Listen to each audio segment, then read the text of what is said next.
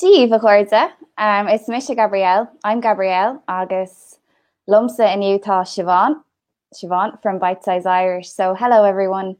Today we are going to answer some of the questions that have come in to Bitesize Irish over the last couple of days, and we're really happy to be with you today. Tá muid an sásta a bheith inniu. So will we launch into it, Siobhán? Yep, Eileen, off we go.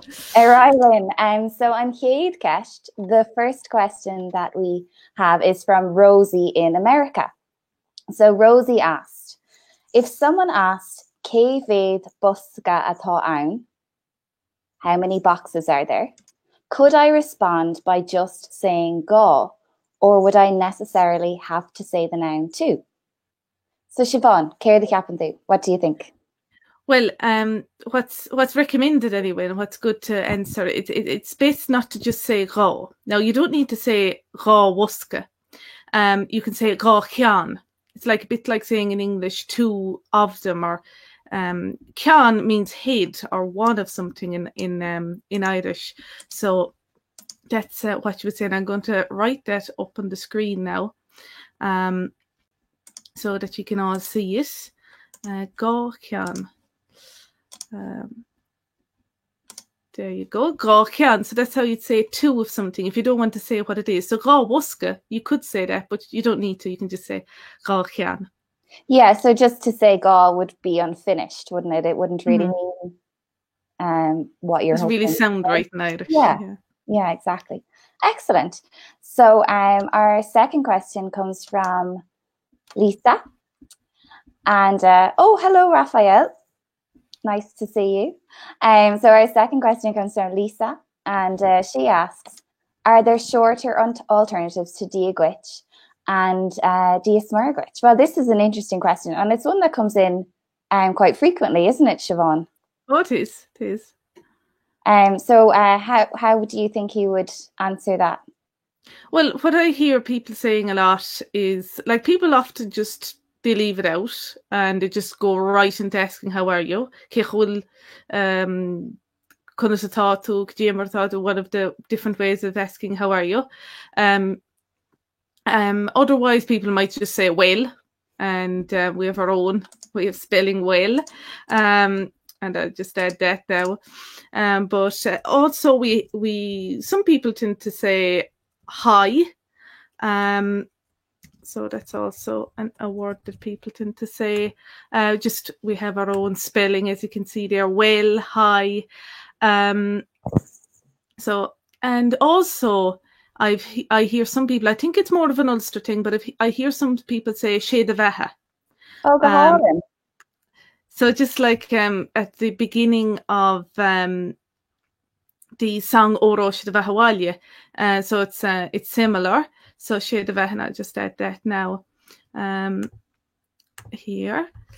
Sin anjas. Is tóca, I suppose it's níos gaelí, so like more Irish to say diagwich or diasmurgwich, but the language is evolving. You know, it's a living language, so it's great to see that we can bring in the hi and the well. It's even them well, Kahimera, agus an litru, and the spelling. It's lovely. So we've got loads of people here following us already. Díomh ar fad. Hello everyone. So as we said at the beginning, it's Misha Gabrielle. I'm Gabrielle, and we've got Siobhán here as well from Bitesize Irish, and we're currently answering some questions that have been sent in to us over the past couple of days, but you're welcome to pop in any questions that you have, and also let us know where you're joining us from. Be really nice to hear. So Rachmid we'll move on to our next question. So we've a mixture of a couple of questions here from Peg and in California, and from Peter in England. So they both asked similar questions. And so this is, how does one wish someone the traditional Irish equivalent of Merry Christmas and Happy New Year? So this is a nice one, and you'll see the similarities between wishing someone Happy Christmas and wishing someone happy birthday as well. So Siobhán, how would we say Happy Christmas? Nullig Honna. That you can also add at the end nolig honna rich or rive if you're talking to multiple people. So or you can just have, you often see just nolig honna. So I'll just put that up on the screen now. That's a very useful one for your Christmas cards in the next couple of weeks as well, isn't it? Certainly. And when it comes to New Year, Happy New Year, so often you hear it ran together. And that's nolig honna agus aflíonn faoi washa, and people usually add ditch if it's to one person, or díomh if it's to more than one person after it. Yeah. So nolig honna agus aflíonn faoi washa. And we also, I think Peter's question, or maybe it was Peg, I'm not sure which one. It was Peter's, yeah, he was wondering about aflíonn faoi washa. Aflíonn faoi washa and what that actually means. So the aflíonn is the New Year or the renewal of the year. So if you're saying, it's re. So aflíonn, the renewal of the year, the new year. But the faoi washa, how do we explain that, Siobhán? So faoi washa, if you go into dictionary, you'll see the faoi washa means adorned or flourishing. So it's very similar to the English, a prosperous new year. So it's kind of like prosperity, because masha, if you go into masha, you'll find that it means adornment, and that's what we get the word mashuchan from, which is your decorations. So that's that's where that originates from. So that's the reason why it's faoi washa. So it's like a prosperous new year, basically, but there's a bit more to it. It's adorned as well. Yeah, and we also have aflíonn faoi haindit, don't we? We do. I didn't actually think of that. Yeah. New year. Okay, Fad. So these are very topical for the time of year anyway, and we're all getting ready. So Johnny in Tokyo had a very interesting question, and I think this is a question that comes up a lot with all parts of Irish grammar, and also all parts of the language when you're learning a new language, I suppose. So Johnny's question is about lenition. So for anyone, the lenition is the shevu at the beginning of the H, that we slot in every now and again, sometimes looking a bit random, but there is always a reason for this. So his question is, lenition is hard to get used to, and memorizing the rules is difficult when studying it so independently. Any tips on how to get used to it or ways to practice? So I think, Siobhán, you've got a good point about this, but really it's all about how it sounds and getting used to how it sounds, isn't it? And like really just getting used to the language and learning it bit by bit. What do you think? Oh, I agree. I'd say don't try and memorize all the rules. Just get one rule at a time. Like there's so many different reasons for lenition, and it has different sounds. So try and deal with, like, say, the sounds specific lenition makes. Like if it's a DH or if it's an MH or a BH, like try and get an understanding of that. Try and get your head around that, and then move on to like remembering after mo and do you have lenition. Don't try and learn off everything all at once. And some things are much more important than others.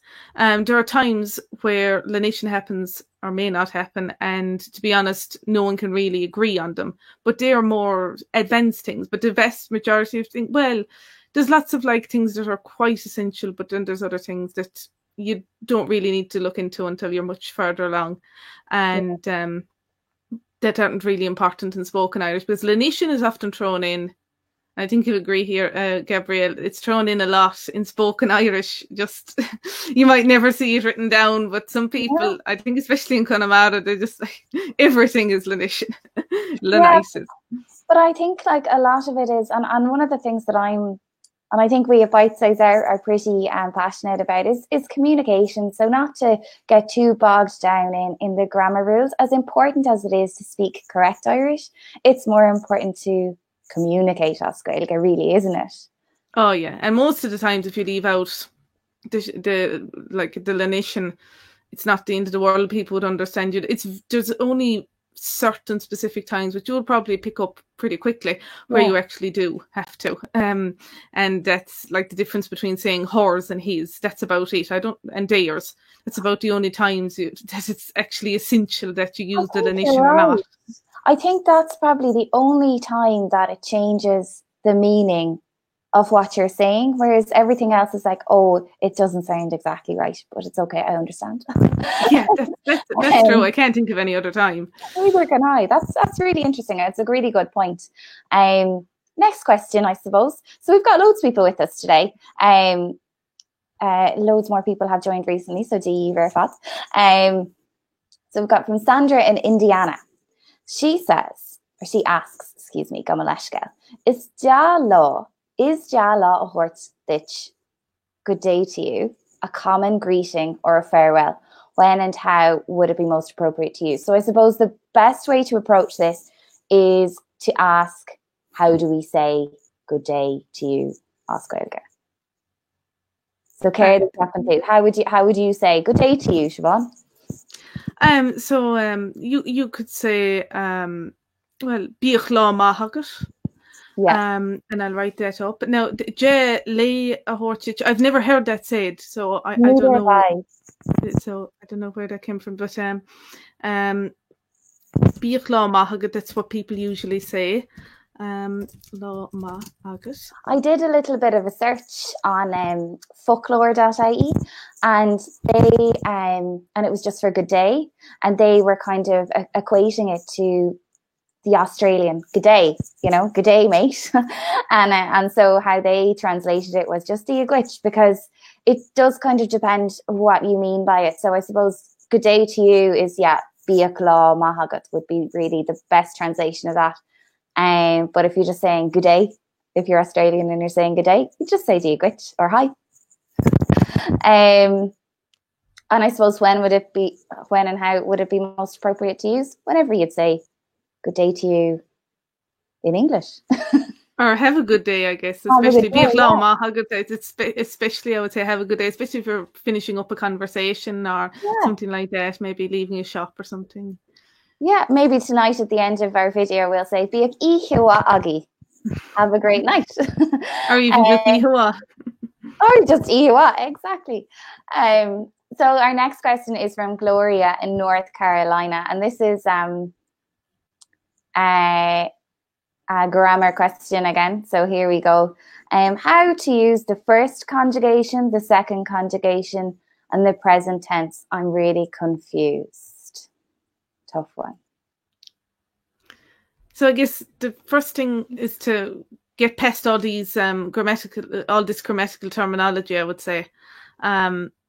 So we've got conjugation. So what's the first conjugation? It's when you're talking about yourself. The second, when you're saying you. So when you're talking to the person who's in front of you, just one person. Yeah. And then the present tense, what's that? It's when you're talking about the present. Now, usually in Irish, when you're talking about the present, it's usually the continual present, the habitual present. So it's something that happens often, like I go to school, I go to work, I eat breakfast every day. That sort of thing is usually a continuous thing. So there's a great, I would say, when it comes to this, a great thing to do would be to have a look at the verbs conjugated. And you can easily do that in Changlan and go into the grammar tab. So I'll just share that link there. So we've got Changlan. If you go into that website, there's a grammar tab or grammar wizard. Well, no, it's the grammar tab. And you can go in there and you can write in a verb. Let's say the verb G. All right, yeah, to eat. So just put that in and you can see it'll tell you what the present tense is, and then you'll have 1 for the first conjugation, 2 for the second. So you see, for example, ihim, ihin too, and so on and so forth. And that way you can see it. So what it is I eat, you eat. It's like that in English. It's something that's happening regularly. It's something that's a sort of a effect that's always happening, really. Yeah. Ítach. So the best way to do it is to really pick out the verb that you want to conjugate or that you want to write out in all the different people and pop it into the grammar tab and away you go. And over time, you'll see the patterns. There's a pattern. You'll see that, like all the first conjugation ones, they all end in M. All the second conjugation ones, they they have their own specific ending of usually A N N. So it's what in the present tense will be A N N. So you'll see these patterns, and you'll see over time, if you're looking at lots and lots of different verbs, you'll see that they're quite similar. All the endings are, and just from using them and seeing them in the just laid out there in the grammar tab there on Changlan, you'll see all the similarities, and you'll see the patterns eventually. Ítach. That sounds like a great plan for maybe the weekend. Have an hour or two with Changlan's grammar tab. So our next question is a historical one, and we have been talking about this, and we're going to have a little chat about it, but we're not 100% sure of the answer. So this comes from Joshua in Texas, and it's a very interesting question. He says, during the 1500s, the Fitzgeralds of Desmond were a type of overlord. So they were an Anglo-Irish lord. I'll pop that in, as were the butlers in Ormond. The butlers would be Kilkenny Castle. So they had Kilkenny Castle. I was interested in the Irish Gaelic that these rulers would have spoken, and or the amount of English that they would have spoken to their associates. So to answer this question, we don't actually know. So neither of us are 100% sure of this. We do know that there was definitely Irish. Everyone in Ireland would have had Irish at the time, apart from obviously the English settlers. But we can't really vouch for how much English or Irish they actually spoke. So the Irish that they spoke would have been early modern Irish. So we would have just come out of Teanga na Gaeilge Classici, so Irish, the classical Irish, and we'd be going into early modern Irish about this time. Yeah, we're not 100% sure how much Irish they would have spoken. I do have, it's actually coming back to me now. I have a memory of one of the earls going over to the court in London and speaking in English. But again, I'm going to have to research that again and just find it out. Have you any thoughts on this, Siobhán? Well, I wouldn't be 100% certain myself. I would imagine that they would have at least been able to speak Irish. Again, I wouldn't be too sure about that. It's certainly something that I've always meant to look into more. It's more later Irish history that I know best. Yeah. I would imagine that they would have known Irish, being able to speak Irish anyhow. Ordinary everyday Irish, I would imagine.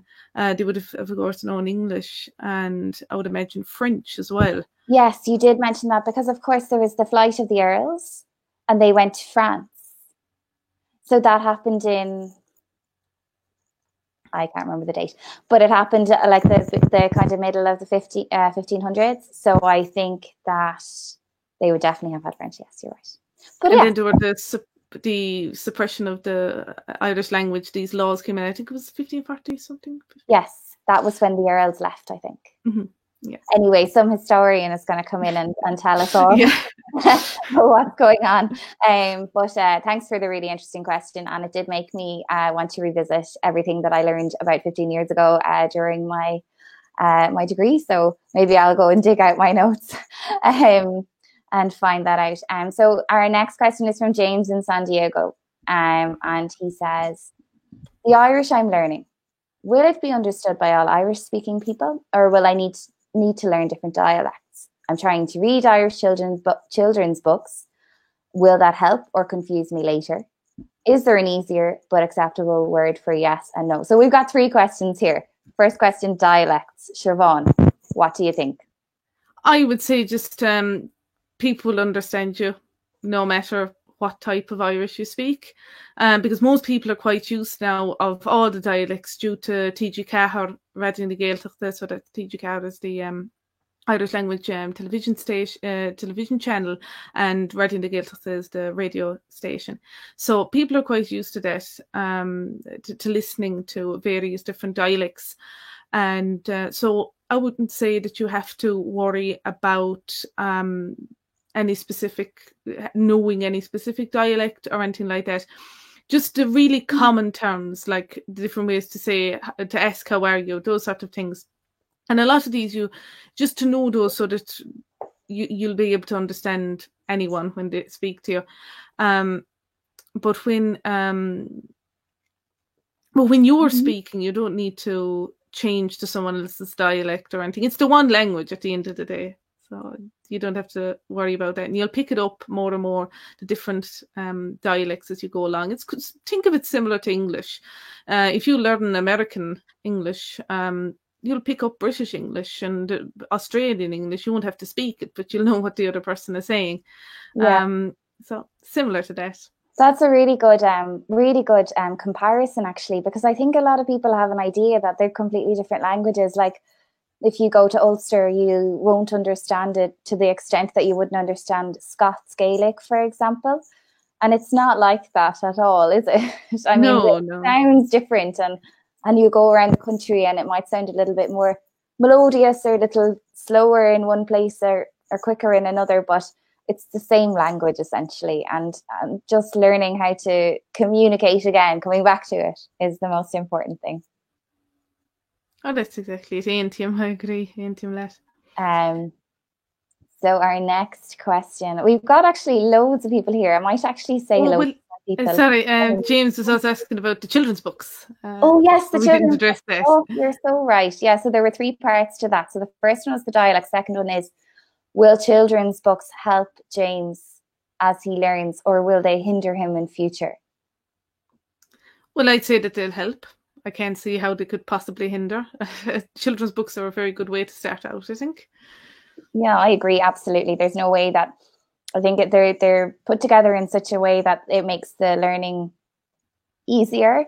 So I don't think that they'll confuse you. You'll learn something from that, and then you'll build on it the more you study, I think. And then the third one, is there an easier but acceptable word for yes and no?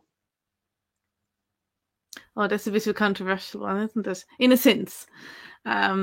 Because, well, just like an acceptable, well, to be honest, like lots of people, it's not, it's a hard one to answer, because it's not that difficult, to be honest, to actually do it correctly. You just have to know, if you can speak Irish, it's not difficult, because it's like if someone asks you a question, you just need to answer with the negative or positive versions of that verb. So, like, let's say, itu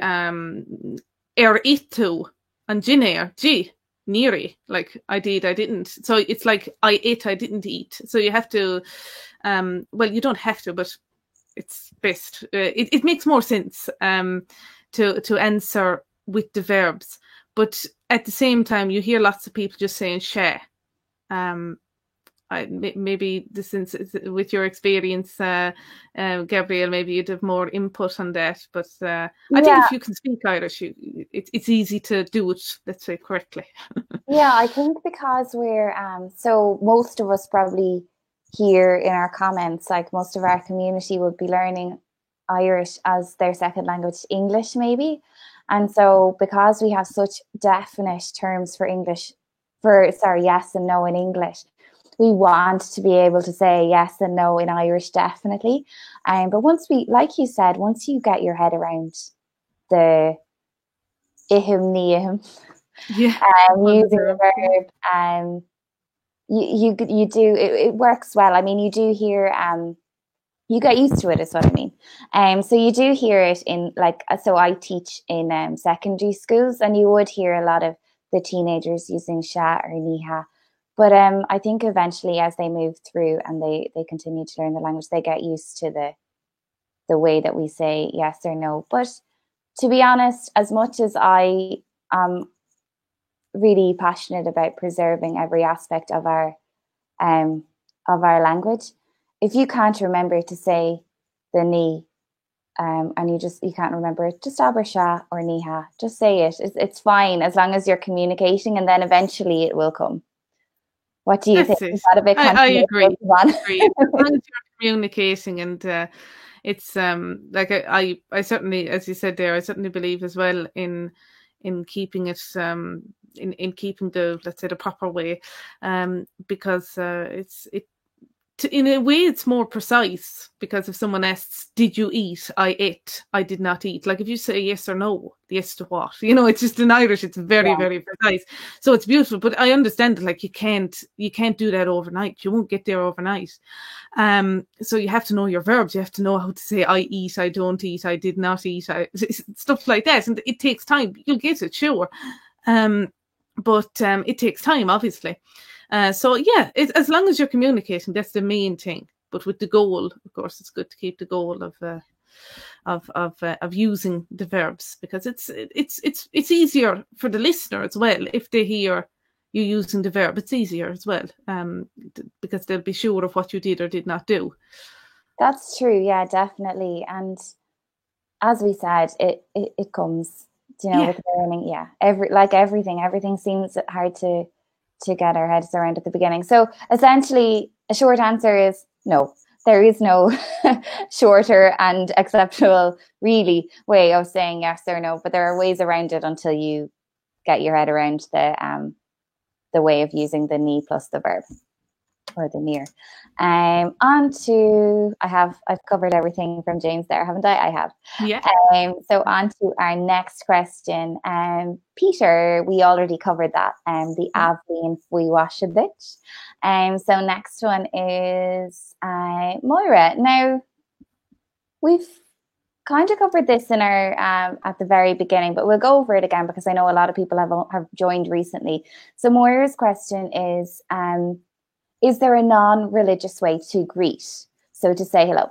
So diagwits is our way of saying hello, oscailge.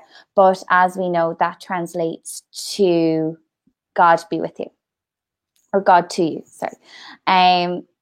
So Siobhán, is there another way that we can say this? I mean, we've covered hi. Yeah, we've covered hi, well, shade of bheatha. So I found that mostly people in Ireland who have an issue with gcat. You'd imagine it to be the opposite, but that's the most common. It's usually people in Ireland. So I was once teaching a class and people were set against it. So it depends, I guess, changing country.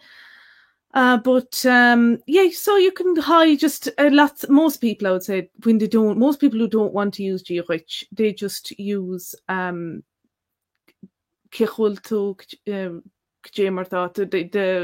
ways of asking how are you. They go straight into it, or just well, like that. But that's again, it depends on where you're from or your preference. That's how it is. So, but it's like goodbye in English. It comes from I believe God be with you, and it's just become adulterated over time, so people don't have an issue with that, I guess. But we're so used to it, I suppose, and also we don't tend to interrogate our first language as much as we would the second one that we're learning. So we don't really notice what or we don't even think really about the etymology of the words or where the words have come from in English as much as we would in Irish. But yeah, gur magat. And our second bit of Moira's question is Maidin wa a thing? So Maidin wa means good morning, and I would say that it is in certain parts of the country. So I think a lot more people from so I went to university with a girl from Belfast, and she would always say Maidin wa, and I think maybe it's a more Ulster Irish thing, but I'm not 100% sure. I definitely it's common anyway. What do you think, Siobhán? Oh yeah, I think it could be more of a newer edition, but maybe, it's there, and that's it. I guess some grammar Nazis mightn't be into it that much, but it's said so, and it's quite common. It's quite common, and So yes, Moira, you can say Maidin, no bother, and people will understand what you're saying. So here we go. Now we have Matthew. So Matthew asks about how to say the months of the year. So he says that I, on occasion, notice things that do not appear to make sense to a novice like myself at first glance. So he calls himself Green, and he's new to learning Irish. Dígwich Matthew, if you're listening. So one example something that he's noticed that he doesn't think makes complete sense is that in order to say March, so the month March in Irish, I understand you should say Múinteoir, but for other months it seems this longer way isn't necessarily used.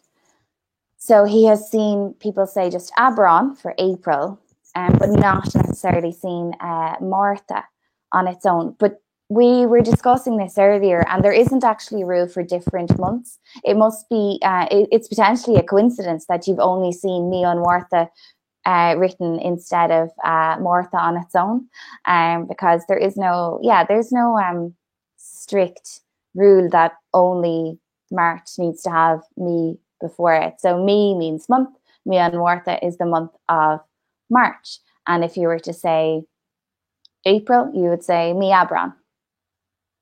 And what do you think, Siobhán? Is it a rule or is it just a habit? Or from what I understand, traditionally, and it's like it's best practice to say Múinteoir or Abron or me and Vehiv, or like there's even a few that's June, me and Vehiv. You can actually just say me and Vehiv, or just Mehiv. So adding me month before it, that's just like it's what's common, or at least it's what's recommended, or at least it sounds better, let's say, in Irish.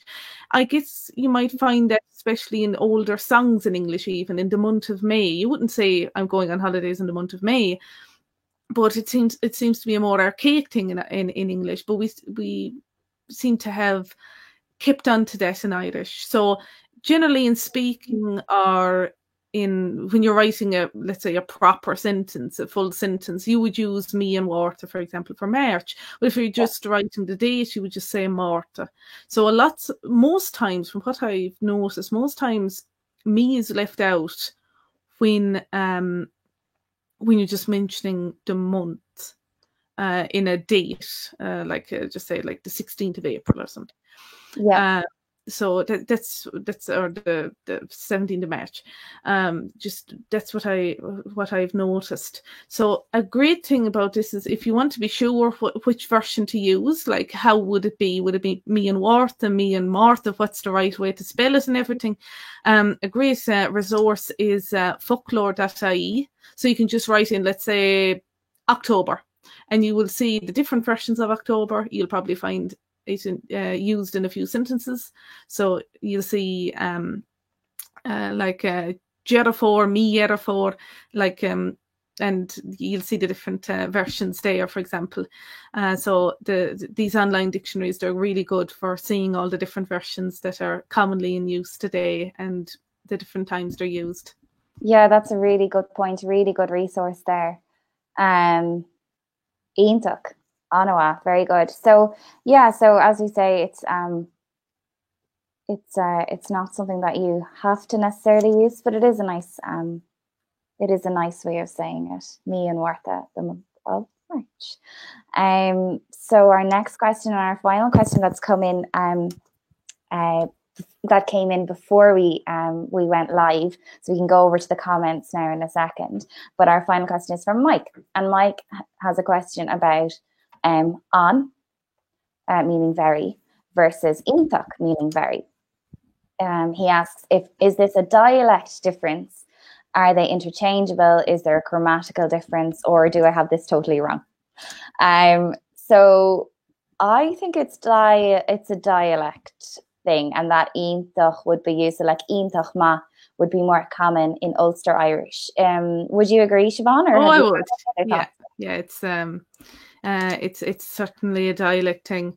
Like in Munster, you often hear Anna, Yes. Anawa, don't they usually, or Anava.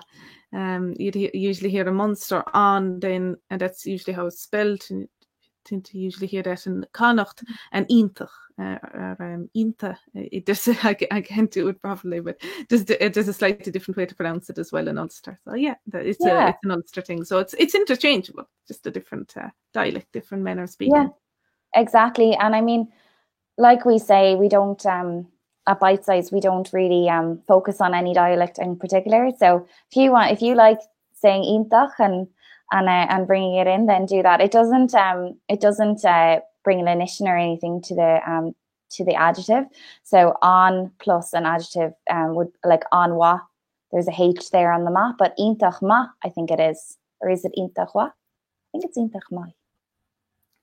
Intwa, I think. I'm not too sure. I don't speak the Ulster dialect. I so might be more of a Connacht woman myself. So yeah, and I'm a mix of everything.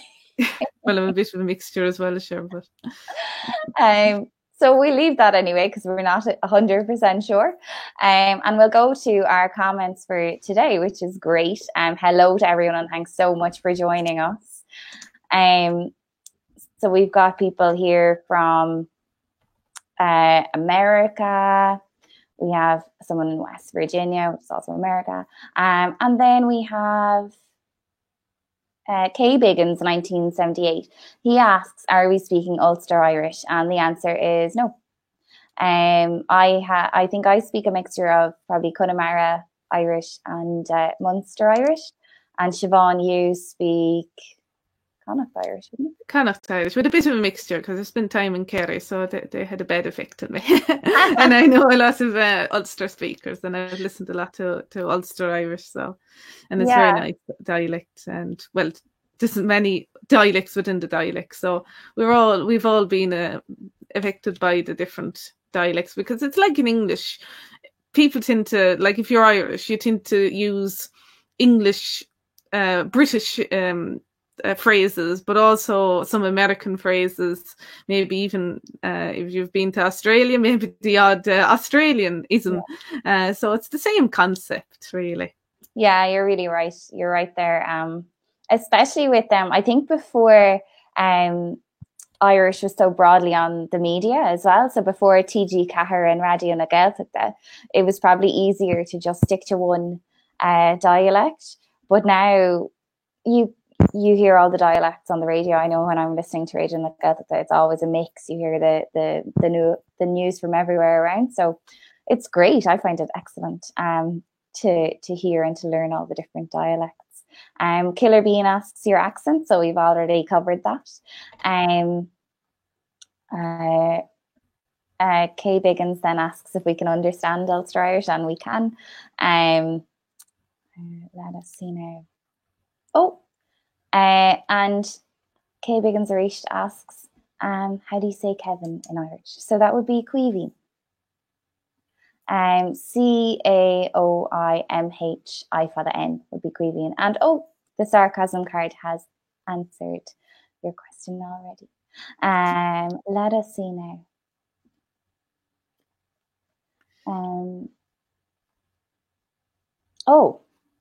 We have Der Shogun asks, what is that word that changes meaning when you give it lenition again? So what do you think he means by that? Oh, that's about saying he's, hers, or theirs. Yes. So that was it. That's it. So that is simply the little letter A. So I guess the best thing is to share an example of this. So let's say cat. So cat is the Irish for cat. So a cat is his cat. A cat is her cat. A got is their cat. So this is a real... So this is a good example of that. A cat, his cat, a cat, her cat. So that's really, well, a cat, that's an example of the addition there. How there's a H after the C. So that's how you would differentiate between his cat and her cat. And a got, that's called, now this G before the C, that's another thing altogether. That's called eclipses. So yeah, so you lose the C there, a got, you say. So it's a different thing again, but that's the only time that it actually changes, that I can think of anyway, that it changes the meaning of the sentence altogether. Maybe there's really some really subtle ones, more complicated ones, where it's, you know, a clause within a clause or something that I can't even remember, but it would probably come back to this position of some sort, like his uncle's first cousin did something or other. Like if you're going to go around like that and you want to be sure who did what or something, there's probably some case like that I can't exactly think of. But this is where it's like it actually changes the meaning. Yeah, and it's interesting because for all my years speaking and learning Irish, I'd never really thought about it before. So it's great. It's great to have that example now to remember. We have a question from Chris, who says, do you have any immersion program in Ireland, like a course? And the short answer to that is no. Bitesize Irish is run entirely online. So we do have our online course, which we run through our website. And we also have Pubble, Bitesize Pubble, which is our online community. It's a forum where you can communicate with other learners and us as well. And I post daily prompts and topics to help spur you on and encourage you to speak Gaeilge Gach Law. And we also have Bitesize Bio, which is with Siobhán on Tuesdays, where our conversationalist members can meet together with Siobhán online and have a group video call. But no, we don't unfortunately run any programs in person, all online. So call Will Maidin, where are we now? Have we got any more questions? Oh, Mike. So you've said, I've heard on TG Cahir shows "tha" used as yes, it is. So my answer to this would be that the question was probably on will. So the answer to on will is "tha." So on will to gama, "tha" no Neil. And this can cause a bit of confusion because obviously in Ireland, in English, excuse me, you say, is it? Yes. So the question, is it? The answer is yes or no. So it maybe the subtitles might confuse us in some ways, but yeah, unfortunately, tha, it would be quite easy if tha and Neil were our go-tos for yes and no, but unfortunately they just answer the question on will. They're very common though, because the question on will is very common, you know. It's it's like in English, is it such a thing? Is it this? Is it that? Is it the other? Like it's a very common question. So it's just like that in English, is it? So definitely, exactly. So it probably will pop up more than the others, but it's not a catch-all, unfortunately. No, and it is a form of a verb, and I think that's a good one to remember, especially if you're trying to figure this out. It's a form of the verb be, like any other verb, but just be is this is the verb be. So if you go into like what we showed earlier, changlan.folklore.ie, and you search this, be Aifric, or even just be, it'll probably bring it up or suggest it or something if you can't manage the fada. But you'll be able to go through it and see all the different tenses and everything, and you can see eventually how it all comes together, and how you have how tau is in the present tense and stuff like that. And you'll see how it works, and it'll make more sense when you see it as a verb, because that's what it is. People forget that. People never think of tau as a verb, as part of a verb. But yeah, so I'll just show those links again. Changlan, and that's a great one. So, yeah. Excellent. Gurmila Magat, Siobhán, Ashin, that is great. And now we have another one from Elizabeth, or Elizard Beth. Maybe Elizabeth. When I address someone, it's always that comes before a name, is it? And then after the first letter of the name, H. For example, hello David would be Díhuita David. Is this correct? So what we have here is Untitled Garmach, and it's something that the vocative case. So it's something that we don't really have in English, or it doesn't change anything when we're speaking in English. So essentially, yes, you have it correct, but we wouldn't usually put the Shevu onto a foreign name, would we? Or a name? No, not usually. Sometimes in speech, sometimes you might hear a verb or something for barber or something like that. It depends. It depends. You might hear it sometimes, like a fet for pet. You can hear that, especially in Connemara. It's not like, let's say my name is Gabrielle, and it would be very uncommon for a Gabrielle GH to be addressed with a Gabrielle, especially in writing. Although technically that's what we do, especially for like a Siobhán would be common because Siobhán is an Irish name. But yes, essentially that's exactly what you do. It's a plus a Shevu. Is there anything else that we need to bring up there about Untitled Garmach? Well, the thing about David, we do have Dahi, and there's another version, David. Is it David Bader? Maybe I can't remember, but Dahi is the most common, obviously. Yeah. The most common version. But there is another version that's similar to David, and is not coming to mind at the moment. But so a Rahi, that's what you'd say. So obviously, but when it's David, when it's not the Irish spelling, let's say, So, and when it comes to the Garmach, the vocative, is there anything else to bring up there? I don't think there is. No, that's it. That's essentially like get that, and then you can start looking into everything else. Next we have how much. This is an interesting question actually, and this is something that I often think about myself. How much do you understand Scottish Gaelic, and what do you think about Duolingo adding Scottish Gaelic just a few days ago? Well, I didn't know that they had just added Scottish Gaelic. Did you know that, Siobhán? I did. I know a lot of I came across some challenges, like what percentage could a fluent Irish speaker get in one of the. I haven't tried it, but I saw some people on Twitter. They were trying it, and that's on Duolingo, is it? Yeah. Like how far could you go? Like something like you know how you can like skip loads of levels just straight away. You don't have to start off at the beginning. You can like skip them if you do a test, and what percentage you can get. And apparently no one could get more than 78%. That was the highest you could get, even if you got everything right. I don't know what, there must have been a problem, but it was really interesting. Like loads, and most fluent Irish speakers hardly had a problem. They couldn't, weirdly enough, like I haven't tried it at all, but I find it very difficult to understand spoken Scots Gaelic, but written, it's usually grand. Like I can make it out. Yeah, I'm the same. I can make out the written, but the spoken the pronunciation is different. Very different. Yeah. But yeah, it's interesting because the languages have all come from the same place. Essentially, it's just there's a water in between us now. Where are we now? Oh yes. So Der thanks us for answering his question. He's from Germany. So Diegit Der.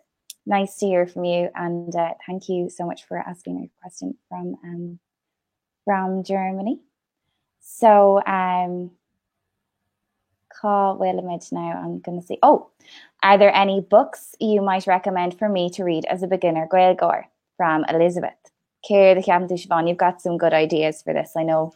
Yeah, there's a series, and it's actually back in print. It's quite an old one. I'm not sure if I have one of the books beside me. I don't think I do, but I can get the link. They're called, if my memory serves me right, Sailshe. Yeah, they're called Sailshe. So I'll just I can link it below. I mentioned them at the last Q&A, and they are really, really cute books, but they're very, very good when it comes to sentence structure. So it's they really just use normal everyday sentences that aren't too complicated, and ordinary everyday situations as well. So even though they're written for school as like school readers, they don't address school life that much. So it's usually more like everyday life, like working in the garden, going shopping, stuff like that. So this is Obviously that's a HTML, but I'll link it below as well. But Sailche, so if you go into cjfellon.ie, that website, and just search for Sailche, which means lights, you can find that lovely series. So they start off with the real beginners ones, and then they work up. So there's like, I think 8 books, I think, in the series. So of course excellent. The first one is the easiest. So they are certainly the best.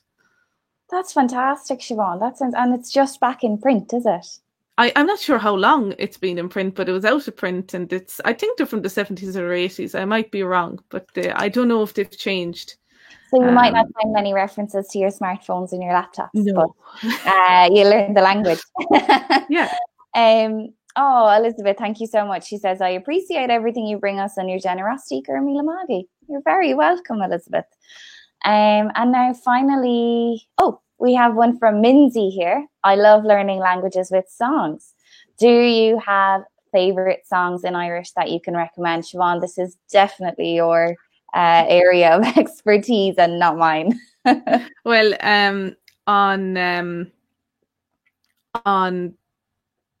well, as part of the Bitesize Irish course, I created a part of it based on learning from songs. So we had Trasna and dTonnta, beginning to forget which ones we covered. We had Pháidín. That's right, Pháidín. And Múinteoir. That's it. That's right. Yeah. Right. So those really like common children's ones, especially children's ones. Yeah. They're really, really good ones to learn off, and a lot of them they have like grammar lessons within them and vocabulary lessons. So in that little course, I focused on that, but you can do it yourself as well with songs. So the most common Irish songs that you'll probably come across, they're more than likely going to be that sort. So there's the Shannon songs, which are much longer, and they're like, let's say the traditional ballads, they're that sort, and they're different again. But these little children's ones, especially, are the quicker, simpler ones. They're really good. They're really good. One thing that I would recommend actually, so I haven't used songs to learn Gaeilge, but I have used them to teach. So I would use John Spillane's Irish songs we learned at school. And there are so many songs in that. And so the initial part of it is obviously learning the songs and learning the translations of songs and what the words mean.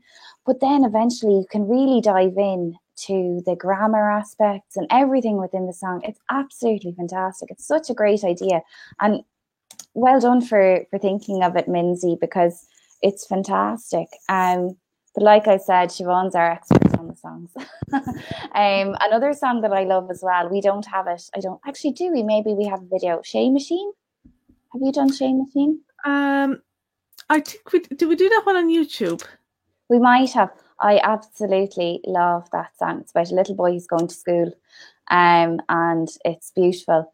And it's one song that I taught a couple of students when I was living in Australia, and every time I see them now, I met them over last Christmas, and they sang the song to me, even though it's been 3 or 4 years since we learned it. They still remember it, and it's fabulous. I think you can gain some really great insights into the language from the songs, can't you, Siobhán? Oh, certainly, yeah. Definitely. So I am having a look here. I don't think I can see any more questions coming up. There's one about YouTubers. Do we recommend any? Yes. Do we recommend any Irish YouTubers? Now, I don't actually know any. Oh, Kieran EA is a good one. There's Múinteoir Vicky, I think. Múinteoir Meg as well, but she's on Instagram. Well, I know I've shared it there. I think I shared it there the other day on our Facebook page. I think her name is Vicky, Múinteoir Vicky, and she has subtitles both in Irish and English. And I'll just try and bring that up quickly.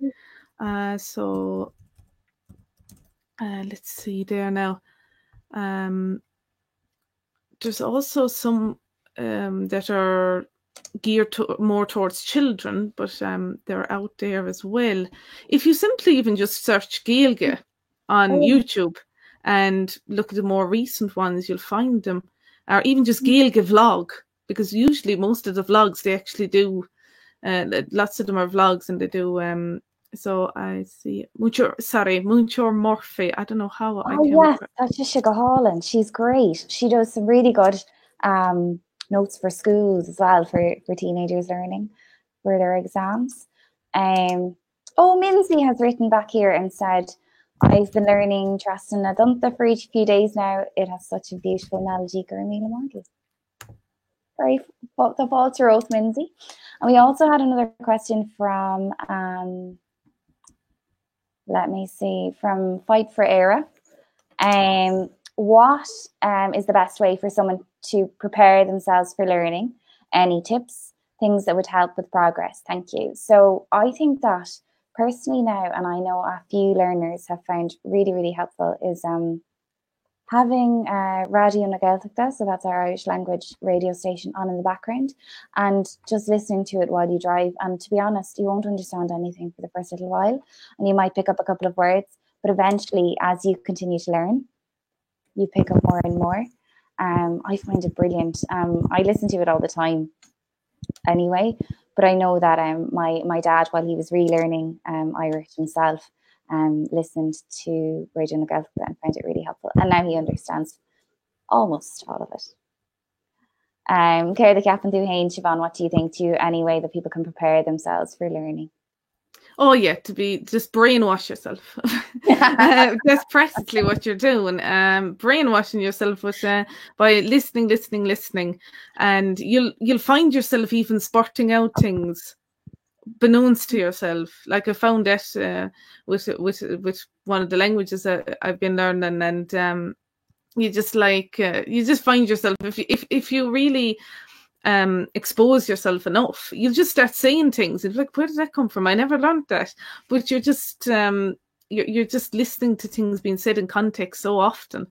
And especially anyone who's been, like, there's a difference, of course, of learning Irish coming from the background of not having had Irish from school or from before school, because people have been practically, if you've been raised in Ireland, if you're Irish, especially, like, you've been exposed to Irish practically from the day you've been born, beknownst to yourself usually. Yeah. And that's different from, of course, coming from a very sort of fresh outlook maybe. But that's the thing, especially if you've been raised in Ireland, you'll understand a lot. It'll shock you if you just, especially after a few days of listening, things will start jumping out at you, things that you thought you never knew. So, but even if you have no prior experience of Irish, just listen to especially to Irish radio, and there's also some Irish series online. Like there was the one from the secondary school, Aifric, that's at like one geared towards teenagers, I guess, those kind of sort of teenage dramas, those sort of things. Just you can see it in context. You're listening and you're experiencing it. So I just share the name of that series. It's an old one now, but still you can find it, I think, possibly on the gcat player, but maybe also on, I think it's on YouTube as well. But there's if you just like, even just searching Gaeilge, just writing Gaeilge in YouTube, and you can find a ton of things, like old series, everything, and just searching through the gcat player. Any sort of exposure. And there's more radio stations in Radio na Gaeltachta as well. There's a number, and we have that on our website as well, isn't there? We have a blog about that, a blog post. So I think, like, it kind of comes down to our bite-sized philosophy, I suppose, of Gaeilge gach lá. And so the only way to really kind of prepare yourself is to dive in and to put aside your time every day for your Gaeilge, for your Irish. And if that's, if you only have 15 minutes a day, you only have 15 minutes a day. But if you put that time aside every single day, you'll notice such an improvement. It'll be gradual, but you will notice it. But it is about commitment. There's no kind of there's no easy way, unfortunately. Especially like not living in Ireland, you can't exactly just go to the Gaeltacht for a month and come out fluent. But you can immerse yourself, I suppose, and by like in your own home, by listening to Radio na Gaeltacht, by watching Irish language programs. Sorry, I just started laughing there because someone's asking about some curses. We probably won't go into the curses. I found an interesting one there, one about one of the songs, and Shamrock says it's Matlam and Duanala and Toran Chin, that song and Duanala. I don't know it all off by heart, but there's a very nice version on YouTube. It was a lovely cartoon, and Duanala. So if you search that on YouTube, you'll find it. It's a really nice song about a spider and sort of how he befriends humans. Oh, the whole a little bit like Charlotte's Web. So just a little bit about the curses. So we don't really have that many. There wouldn't be curse words, let's say, in Irish, but you would put curses on people. So malachti, but we won't go into it right now. We do actually have a course about curses and Bitesize Irish, but we don't really have time to cover all of the curses in the Irish language. Thomas really a teach chun deirí nach bhfuil. We're coming to the end. Thomas and Shula ura cléganis. We're here for a whole hour. Can you believe it? It's flown. Tásúla gom gur ragamid for gestna. I hope that we've answered your questions, and it's been really enjoyable. I've liked seeing the questions that you have, and I'm sure that when you've asked the question, someone else has had that question too. So just know that by asking a question, you're also helping other learners too. So gur míle maigi, thank you very much. Bhfuil aonrad eile le rá agat a Siobhán? Ní ceap mé seachas gur míle maigi a ríis as a bheith linn agus bhí se go hintach a bheith freigartmhór gistana. So it was thanks very much to y'all for coming along, and it was great to be able to answer your questions. And of course, we're here all the time I'll just put up the website there, Bitesize Irish. So if you ever have a question or need help with Irish, we're there to help. So if you haven't already and you want to start learning Irish online, we're here. And as I said before, we have our courses, we have our forum, and we have Bitesize Bio with Siobhán, which is your weekly calls, depending on the level of membership that you'd like to join. But gur míle maigi, thank you very much, and we look forward to, I'm sure, potentially next month coming back and answering more questions. Gur maigi, slán go fóill. Slán Liv, slán Tamil.